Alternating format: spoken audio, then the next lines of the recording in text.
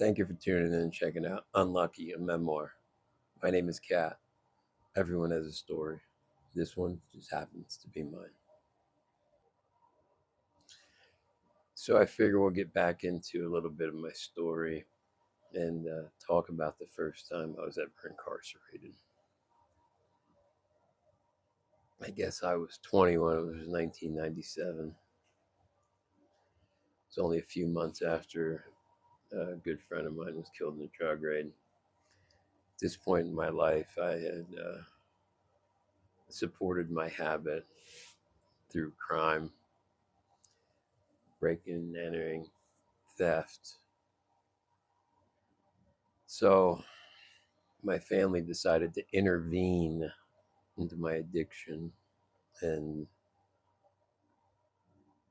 moved me out of my grandparents' house where me and my girlfriend at the time were living. They ended up putting us into a hotel. And in that time, my uncle decided he wanted to have a meeting with me. So we did it across the street at a coffee shop with my father and my uncle, right next to the methadone clinic I was using at the time. So we sat down, and Monk proceeded to question me on if I'd stolen certain things, and of course, deny, deny, deny.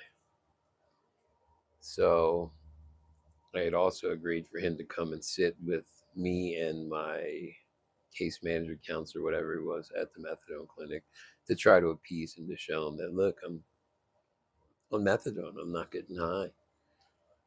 And that meeting didn't go well because he exposed a lot of the stuff I was doing to my methadone counselor, and I ended up getting discharged from that clinic. So I left angry, went back over to the hotel, went up to the room my girlfriend was at, and I remember telling her, I go, the cops are coming. I don't know why, I just had a feeling. So I remember, I don't even know why I did this, it was silly, to barricade the door. We got high, nodded off, and while using that methadone clinic, I used to take the methadone home with me, unbeknownst to the clinic. I had a slick little way of putting it into a bottle, put it in my pocket without them noticing. So we're woken up by a knock at the door, and I remember asking who it was, and a man's voice said, "Hotel staff, we need to check the room." I look out the peephole, and it was a female housekeeping person. And I said, step, or I asked to step for them to step in front of the people, and they pushed her in front of the people. And I said, it was a dude talking. Whoever's talking, step in front of the people. And that's when I saw, I believe it was Corporal of the Palmer Police Department, the township I was from, step in front of the people. And that's when I just kind of gave in, and I started moving everything from the door. And as I opened the door, I didn't even have the door a third of the way open before there was a cuff around one wrist, and they were turning around to arrest me. And I remember yelling back over my shoulder to my girlfriend, "Don't say a word, nothing." And they proceeded to arrest me. I believe they detained her, and they searched the room, finding multiple syringes. They didn't find any drugs, so we did the last what we had. What they did find, I guess these are drugs, they did find an old school leather doctor bag that I used to keep stuff in, that had early 1900s Pyrex glass syringe and about 800 milligrams of methadone in various bottles. Um, so, luckily for me, they didn't charge me with the paraphernalia or the methadone. Probably because it was all in take home bottles, and technically, I guess it was still legal. Um, but I did get charged And this is the first time arrested and incarcerated as an adult with 16 felonies and 42 misdemeanors. I guess when I do it right. So they take me to the police station to interview me. And luckily, I knew at that point not to say a word. So I immediately asked for a lawyer, so they had to stop questioning me. And they processed me to Northampton County Prison. And I remember kind of being just terrified because I didn't know what to expect because I'd never been incarcerated. I had a couple of friends who were incarcerated, but you never know what to believe when people tell you things.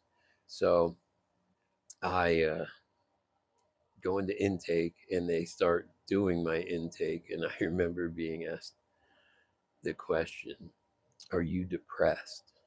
And I remember looking at them and I go, "What do you think?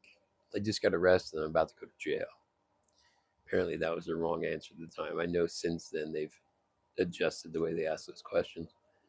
But that resulted in me getting put into suicide watch with no shoelaces. I may have had a sheet. I don't even think I had a sheet. I think I had a pillow and a mat on a concrete slab and a plexiglass door that they came by and looked in every 15, 20 minutes, something like that. And mind you, now I'm not just in jail, I'm in a very uncomfortable situation in jail, and I'm starting to withdraw. So it was an experience. They ended up putting two other people in to that cell with me over the next couple of days, and it was technically a two-man cell, and they had one person on the floor, and the one person on the floor had a sock on his hand that he was using as a puppet to talk. Yeah, there's definitely some mental issues going on with him at the time. So my first time incarcerated, it started out with a bang. It was quite interesting. Um, I made it through the worst of the detox. Was released from suicide watch, taken up to the tier. And mind you, Northampton County Prison is a very very old prison. It's four-man cells. It still has big metal bar gates, wrought iron tier over slate floors. It that part of the prison, the oldest part, is where you're held when you first get there. And I was terrified going up there. And then all of a sudden, I start seeing people I knew. And it's sad to say, but it was almost like a reunion. It was all the people I'd used with and were friends with. So that put me a little bit more at ease. But you learn quick. And I remember I went into incarceration at that point in time. They do a physical when you go in there. My weight was at 135 pounds, and I'm 5 foot 10, 11 ish in there. Um, maintain well over 200 pounds in a healthy state. So me at 135 pounds was it was disturbing. I would lean over and you could see the shoulder blades like sticking through the skin, like I was literally skin and bones. And I remember being in the chow hall in Chow the one day, and I remember when I first got there, all I wanted to do was smoke. And at that point, they had just stopped allowing people to smoke in prison, and you could get them on the black market. And I was trading my trays for rollies. And I remember in line, it was me and my buddy Sean, and I remember somebody looking at me and then looking at him, and goes, "Were you? What were you eating out there?" Like, I don't know, Sean. What did you ever see me eat? And I remember him looking. The guy, I think I saw him eat a Snickers once. There's an old saying back east: get by on a little Debbie and a hug. Little Debbie, 15-cent little Debbie, and a 10-cent hug barrel juice. Because I didn't have money to spend on food, I needed my drugs. That was the most important thing. So that took precedence. So a lot of times we would stop at McDonald's to get like at that point in time, it was like 60 cents or 70 cents for a cheeseburger. So it was under $1. But every other dime that I would get went towards getting high.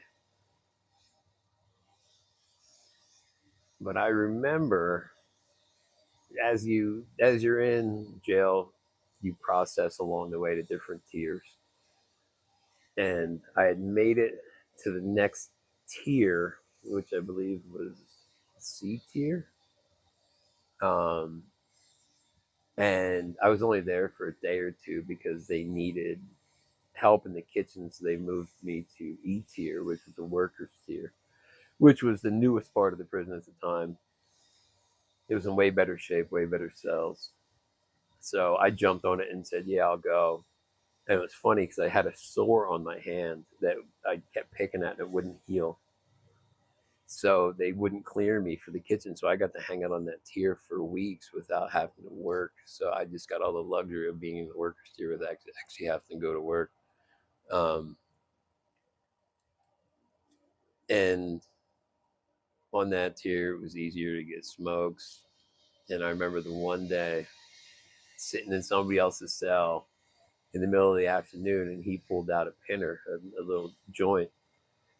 So we decided to smoke that, and the CO kicked the door in right when we finished. And luckily, he just accused us of smoking tobacco, so we got locked in for the rest of the day.